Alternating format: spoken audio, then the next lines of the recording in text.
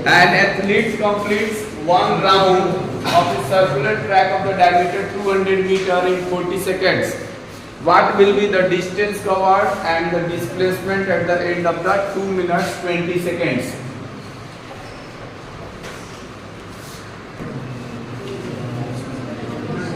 Question कुछ समझ में आया कि क्या कह रहा है क्वेश्चन? नहीं, ठीक से सुनो.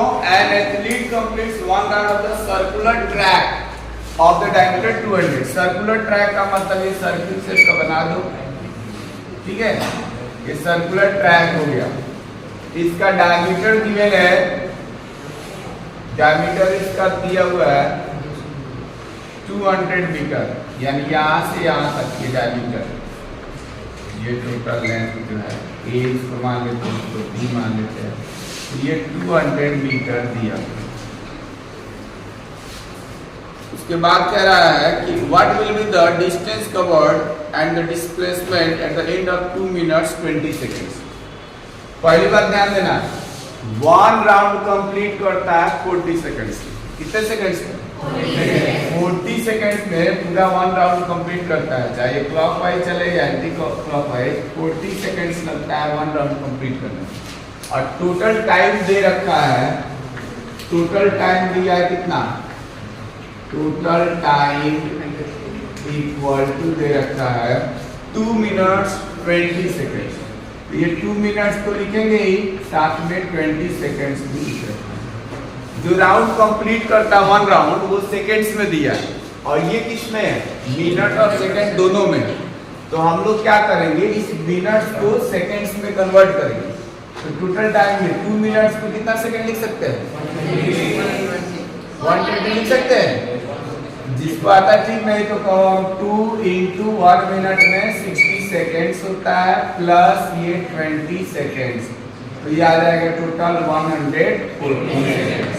ठीक है, 120 ये 20 ये 140. अब हम लोग ये पता करेंगे, ये 1 सेकेंड का तो टाइम दे रखा है, 1 रिवॉल्यूशन का टाइम दिया है, और ये टोटल टाइम ये नंबर ऑफ रिवॉल्यूशन पता करें. तो पहले यहाँ लिख देते हैं time taken to complete one revolution. कितना टाइम है? 40 सेकेंड्स. ठीक है. Therefore number of revolutions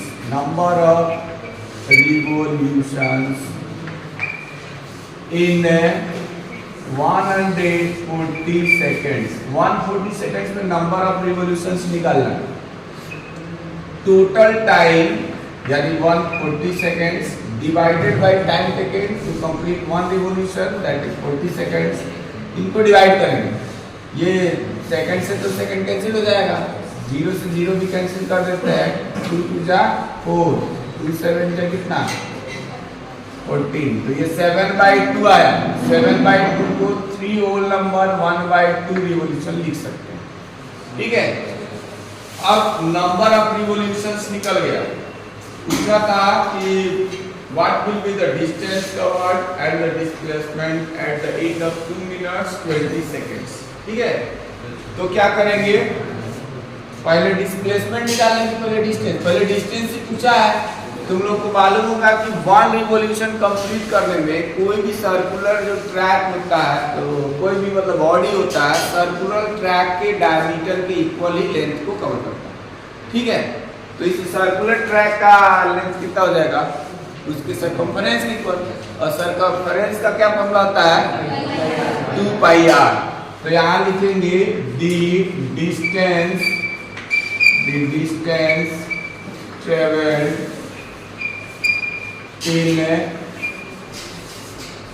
in one complete revolution या revolution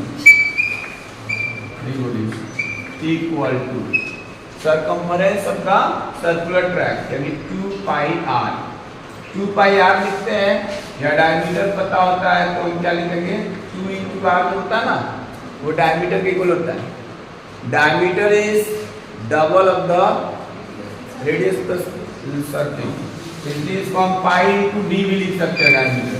और डायमीटर पाई की वैल्यू 22/7 और डायमीटर देखो कितना दिया था, ये डायमीटर ही है, जहां से आता क्या है डायमीटर, तो ये हो जाएगा 200 मीटर। अब इसको मल्टीप्लाई कर लो 4400/7 कितना मीटर आएगा, ये कितने मतलब ये 1 रिवॉल्यूशन, टोटल रिवॉल्यूशन है कितना 3.5, तो 3.5 के लिए हम क्या करेंगे 7/2 से मल्टीप्लाई कर देंगे, 3.5 जो है 7/2 से मल्टीप्लाई करेंगे तो निकल जाएगा, तो ये कितना आ जाएगा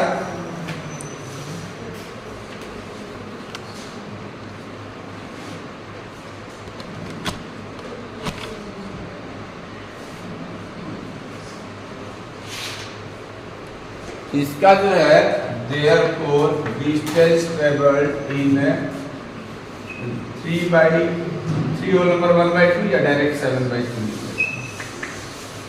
तो आ जाएगा कितना 7/2 तो रहेगा ही, अब मल्टीप्लाइड बाई ये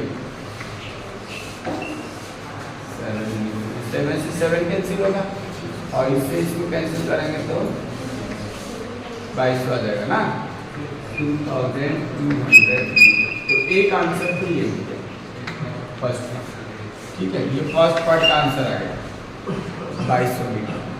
अब पूछा है डिस्प्लेसमेंट, तो डिस्प्लेसमेंट के लिए देखो कोई भी क्लोज्ड पाथ होता है ना, तो 1 कंप्लीट रिवॉल्यूशंस में डिस्प्लेसमेंट होता है 0, कितना होता है 0, तो यहाँ पर 3 कंप्लीट रिवॉल्यूशंस, 3 तो है ना कंप्लीट, अब बच कितना गया हाफ, तो हाफ में जो आएगा उसको निकाल लिया जाएगा, तो यहाँ लिखेंगे पहले लिख देता हूँ इन ये बी पार्ट,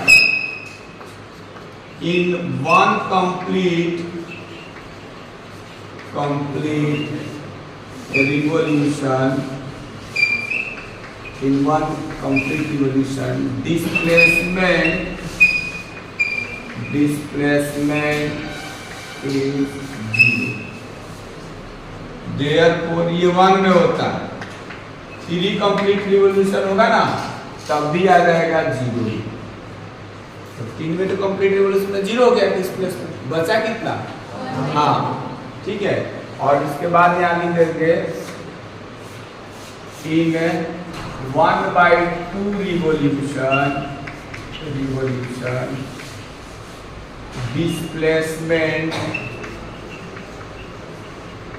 इक्वल टू, किसके इक्वल होगा देखो, अगर ए से चला और ए से ये चलते हुए कहाँ पर आ गया बी पे, तो ये हाफ रिवॉल्यूशन हुआ, तो हाफ रिवॉल्यूशन में क्या डिस्प्लेसमेंट का डिफिनेशन होता है final position minus initial position, तो फाइनल पोजीशन बी पर है, इनिशियल ए पर है, तो इन दोनों के बीच का शॉर्टेस्ट डिस्टेंस जो होगा इसके डायमीटर के इक्वल होगा, तो यहाँ पर हम इक्वल लिख करके ये डायमीटर लिखेंगे, डायमीटर ऑफ द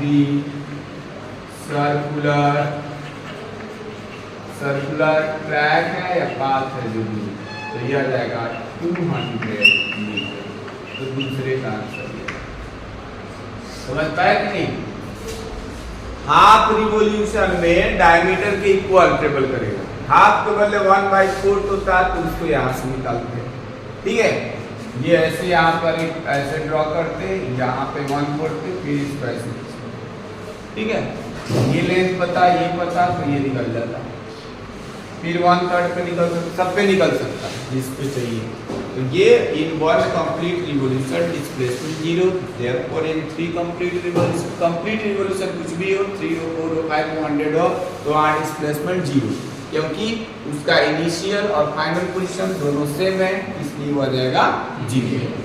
अब बच गया हाफ, तो हाफ में उसके क्या होगा सर्कुलर ट्रैक के डायमीटर के इक्वल ट्रेवल करेगा, और डायमीटर इसका क्वेश्चन में दिया है 200 मीटर, ठीक है, किसी कोई प्रॉब्लम हो तो बताओ, जाना समझ में आया,